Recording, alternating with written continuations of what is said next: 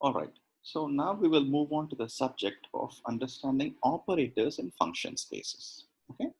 So remember from our earlier discussion that an operator, some operator T in any linear vector space acts on some vector, which I will call, um, let us say alpha, right? To give you a new vector, let us say alpha prime. So this is the general action of an operator in a linear vector space. It acts on a vector and gives you another vector that lives in the same linear vector space. Okay. So in function spaces, it's useful to talk of functions because the functions are basically vectors. So the way you connect the functions and operators is as follows. First of all, let us look at the eigenvalue equation of T. Okay, why should I look at the eigenvalue equation? Well, the postulates of quantum mechanics tells you that if T were to represent an observable, then the possible results of measurement of T would be one of its eigenvalues. So I need to understand, if I'm given an operator in a function space, I need to understand its spectrum. Spectrum means its complete set of eigenvalues. So the eigenvalue equation of an operator, as you very well know, is given by T acting on its eigenvectors, gives you the eigenvalues, which I will call some alpha, times the eigenvector. Right? So what is the connection between this and the eigenfunction? Well, let us assume that we are in the space where the basis is generated by the eigenvectors of the position operator. We will talk more about the eigenvectors of the position operator as we go along, but let us say that this is your basis space. Okay, so now let us take the inner product of both sides of this equation with x. So I can write, excuse me, x tf equals alpha xf. Okay, now what is the projection of x on f? Well, it spits out the component of the vector f that is along the direction of x. So this is basically alpha f of x. Okay, because remember that I can write this function f as dx x x f, and this is basically the function f of x, right?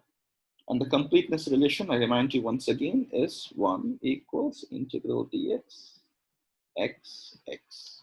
Okay, so the f of x, these guys are called the eigen functions. Usually in a function space, the operators take the form of derivative or second derivative and things like that. So it's useful to talk about eigenfunctions.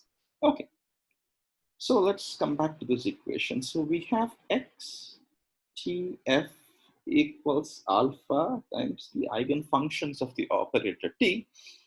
But I would like to sort of clean up the left-hand side a little bit more. So to do this, I will insert another completeness relation between t and f. I will insert a 1 here. Okay. So to do that, I will do integral. Since I've already used x, I will use some dx prime.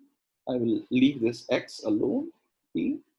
And here I would put in an x prime, and this is equal to alpha f of x. Okay. Now, what does this equation tell me? This equation tells me that I'm now writing this operator sandwiched between an x on the left and an x prime on the right. So I can view this guy as the matrix elements of the operator t in the x basis. Okay, because this is exactly how a matrix looks like. Okay, so I will write this as integral dx prime some px x prime, and this is basically f of x prime equals alpha f of x. Okay, now depending on what your matrix elements of the operator t x x prime is, I can go ahead and plug that form here, and I can solve for this equation to understand what the eigenvalues and the eigenfunctions are. So this is how you set up the eigenvalue problem in the case of infinite dimensional linear vector spaces, function spaces. Okay, so let's now pick two examples that we will use very often. One is the X operator and the other is the P operator. Now the X operator, we will just guess because it's easy for us to do. Let us work in the X basis where the basis vectors are provided by the eigenvectors of the X operator. So which means that X acting on the eigenvector X prime equals, or rather eigenvector X equals X, X. Okay, now what does this equation mean?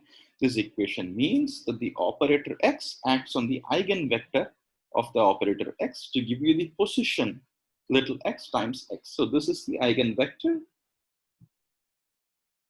and this is the eigenvalue, as you well know. Okay, now since I am in the X basis where the basis is spanned by the eigenvectors of the X operator, obviously the X operator is diagonal in this basis. So what are its diagonal values? That is also pretty easy to understand. To understand that, let us write down, multiply both sides of the equation by the bra X prime equals X, X prime, X. And this, as we saw in the last lecture, this quantity overlap of x prime is basically delta of x prime minus x, okay? And delta is an even function, so I can write this as delta of x minus x prime also. So the matrix elements of x in the X basis are obviously diagonal, and they are given by, and the eigenfunctions of the X operator is basically the delta function x prime, okay?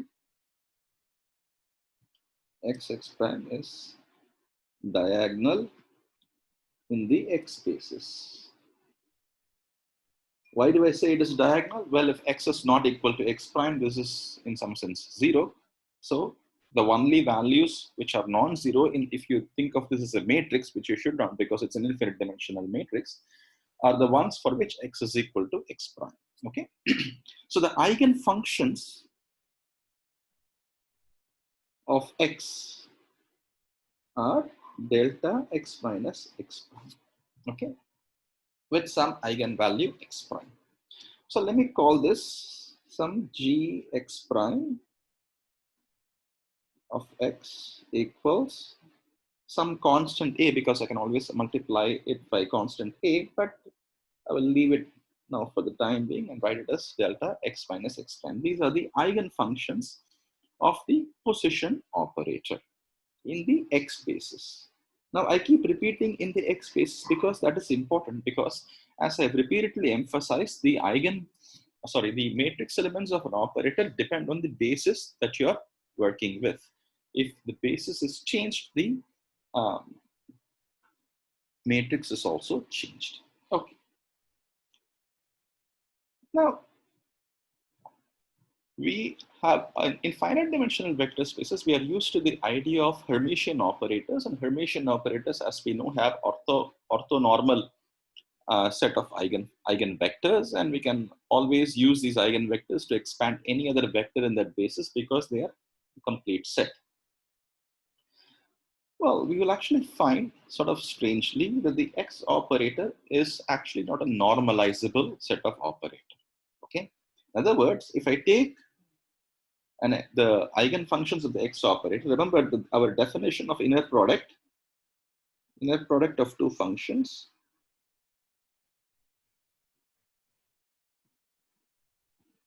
Inner product of two functions is given by fg equals integral f star x g of x dx, right?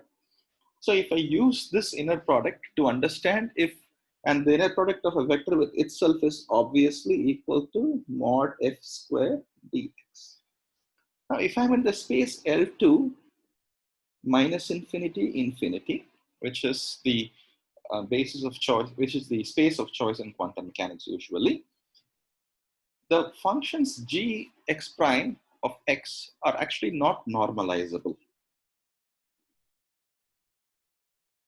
Are not normalizable. Okay. What does this mean? So what this means that if I multiply two g of x's corresponding to two different eigenvalues, what do I get? So let us say that I multiplied with g of x prime of x times g of x double prime of x and integrate over x between minus infinity and infinity. This is equal to minus infinity and infinity delta x prime minus x delta x double prime minus x dx. So the first delta function forces x to be equal to x prime, and the second delta function forces x to be equal to x double prime. So the only way this integral, the only region in which this integral is non-zero is for which x prime is equal to x double prime. So this is equal to delta x prime minus x double prime dx. But notice that x prime and x double prime are just constants and have nothing to do with the integration itself. So I can take this out. And this is just integral dx between minus infinity and infinity, which blows up. Okay. So the eigenfunctions of the position operator are not normalizable eigenfunctions. Now, this in itself does not preclude them from being a basis set because they are in some sense complete. Okay. But they are not normalizable eigenfunctions.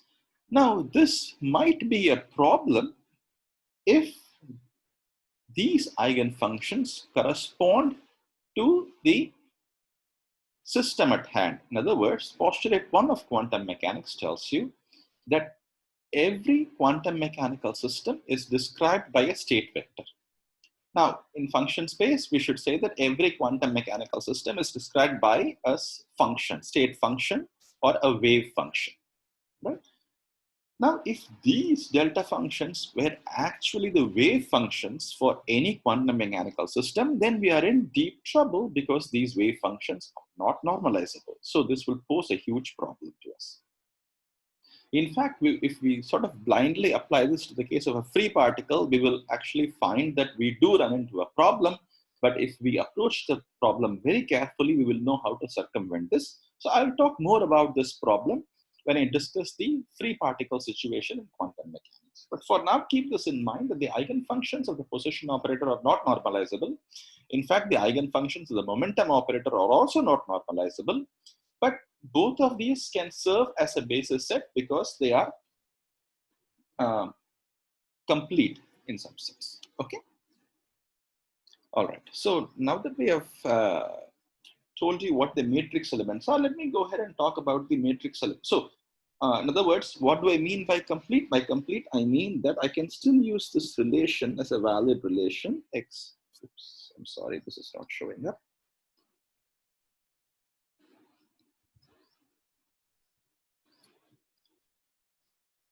Give me just 1 second. Yeah, there. So I can still use this. Okay, integral dx xx equals 1.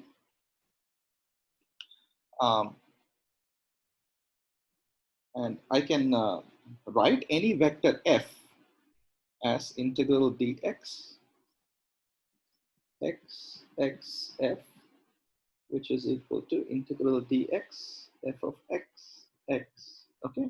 Remember the finite dimensional analog is finite dimensions of the above equations is I write alpha as sum over I, sum ai ei, right? And the ai is nothing but the inner product of ei and alpha, right? So just like the inner product of x and f are the components of this vector, which is f of x, just like the inner product of ei and alpha are the components of this vector ai. Okay. So we loosely sort of say that these functions are delta function normalizable. Now, how about the position operator?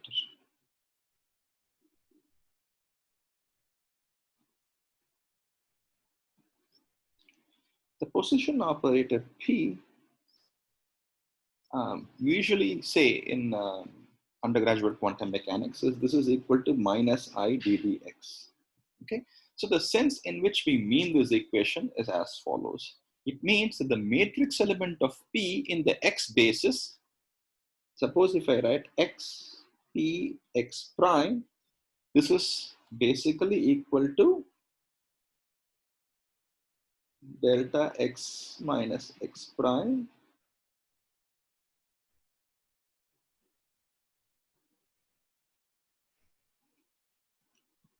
this is ddx minus I ddx. The minus I is important for a reason that I will talk to in just a second. Okay. Now I will sort of record a separate short video to motivate why the momentum operator takes the form ddx. Okay. So I will also talk a little bit, very briefly, about symmetries and why do we think of this position, sorry, not this position operator, forgive me, this is the momentum operator. Why do we think of the momentum operator as ddx, and what does this have to do with symmetries? This will be a sort of an aside section of the lecture. We will talk more about symmetries, as I told you before, in the second course of quantum mechanics, but I'll give you a very brief idea as to why this is. But for now, let us take it for granted that the position operator is indeed in the x basis given by minus I ddx. And now let us go ahead and work out the eigen functions of this momentum operator. Forgive me, I keep saying position operator.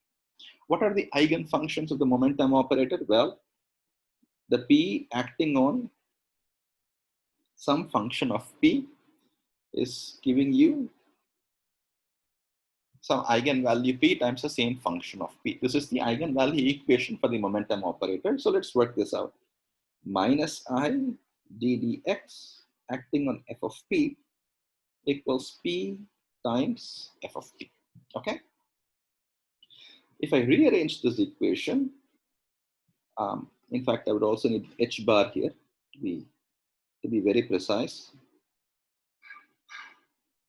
If I rearrange this equation, I get ddx of f of P equals P over minus IH bar f of P. Now notice that this P on the right hand side is the eigenvalue, okay, which means it is just a number.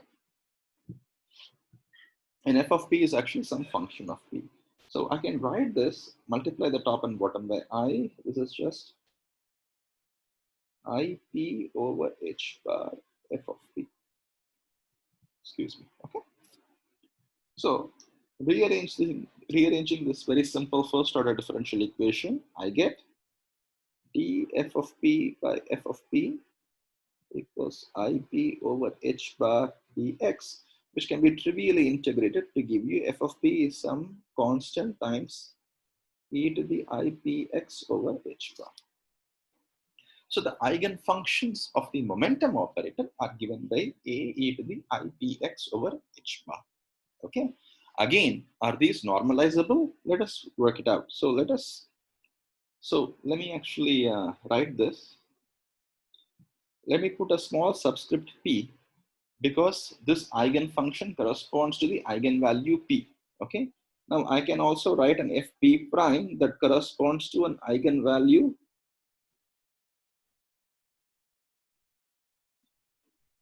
okay. Sorry, this is I should write this as a function of x, not p.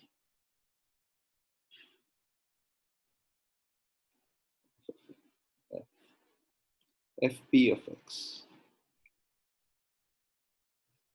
Okay. All right. So are these eigenfunctions normalizable? Well, let us check. So f star p prime of x, f p of x dx between minus infinity and infinity is simply given by some mod a square, which is just some constant, e to the I p minus p prime x dx. Okay. Now this is nothing but a delta function. This is, let me actually write this as proportional to, so that I don't have to worry about the exact constants. This is actually proportional to delta p minus p prime. Okay. So just as the eigenfunctions of position operator are not normalizable, the eigenfunctions of momentum operator will also be not normalizable, because normalizable means if I put p prime equal to p, then this is basically integral dx between minus infinity and infinity, which blows up, right? So obviously fp prime, fp of x is not a normalizable function, which means fp of x is not normalizable, just like the eigenfunctions of the position operator. But just like the eigenfunctions of the position operator, they are in some sense orthogonal because they are delta function orthogonal. So if we take the inner product of two of these eigenfunctions corresponding to different eigenvalues, I get a delta function. So we say that these are delta function orthogonal, even though they are not normalizable. Okay. So eigenfunctions of the position operator and the eigenfunctions of the momentum operator share this important property that neither of them can represent physical states, because the physical states have to be normalizable normalizable wave functions. So neither of them can represent physical states by themselves, but they can serve as a useful basis set, because they are in some sense complete, because their wave functions or their eigenfunctions are orthogonal in the sense of the delta function. Okay. Now here I ran a little bit fast and I simply took this as a definition of delta function. But if you're not comfortable with this step, where I went from e to the ip minus p prime x over h bar, then think back on the definition. So let me actually show that this has to be true. Okay.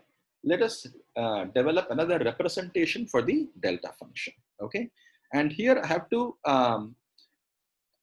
invoke the concept of Fourier transform, and I'm guessing that most of you know what a Fourier transform is. So let us say that I'm writing some function of f of p, which I can write as square root of 2 pi h bar e to the minus infinity to infinity e to the minus I p x over h. Actually, let me write it in k space, which you might be more familiar with, instead of p space. So if I write it in the k space, function of k equals 1 over square root 2 pi integral minus infinity to infinity e to the minus ikx f of x dx, right? So we say that f of k is the Fourier transform of f of x. And I can also invert this equation and write the inverse Fourier transform. So f of x can be written as 1 over 2 pi minus infinity to infinity. The e to the minus ik becomes an e to the plus ikx f of k dk. Okay. So this is for the first equation is traditionally called the Fourier transform, and the second equation is traditionally called the inverse Fourier transform. But notice that there is various conventions when it comes to normalizations. The normalization that I follow is that I put a square root of 2 pi democratically in both these equations. But some authors prefer to put 1 over 2 pi in the first equation and no normalization in the second equation. So depending on which reference you look at, the normalizations might be different. So you have to keep an eye out for the overall normalizations, even though the physics would ultimately be unchanged. Okay. Now, let me put, instead of, see, x is just some variable. So I'll write x prime here and x prime there. Okay. For reasons that will become very clear in just 1 second. So let me take this f of x prime equation, minus infinity to infinity e to the ik x prime. And for f of k dk, let me substitute the first equation. The first equation is f of k is square root of 2 pi integral minus infinity to infinity e to the minus ikx f of x dx dk. Okay, this dk is this dk. If I rearrange this slightly, I get 1 over 2 pi, because there's 2 factors of square root of 2 pi, integral minus infinity to infinity e to the and another integral minus infinity to infinity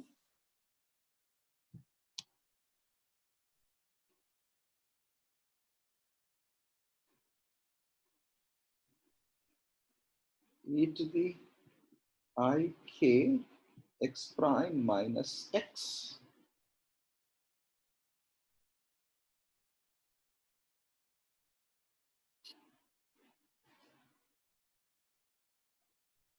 dk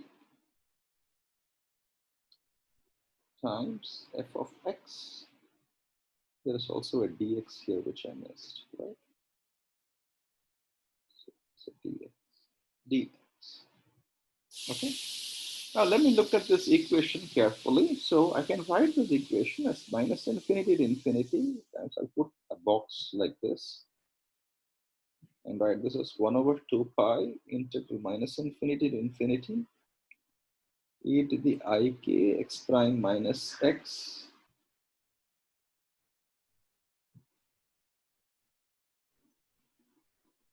dk times f of x dx. Okay. Now the left hand side is f of x prime. The right hand side is some function that is independent of k, because I'm integrating out k times f of x dx, where where x is again integrated out. So whatever this function is, it should have the property that it multiplies f of x dx and gives me f of x prime.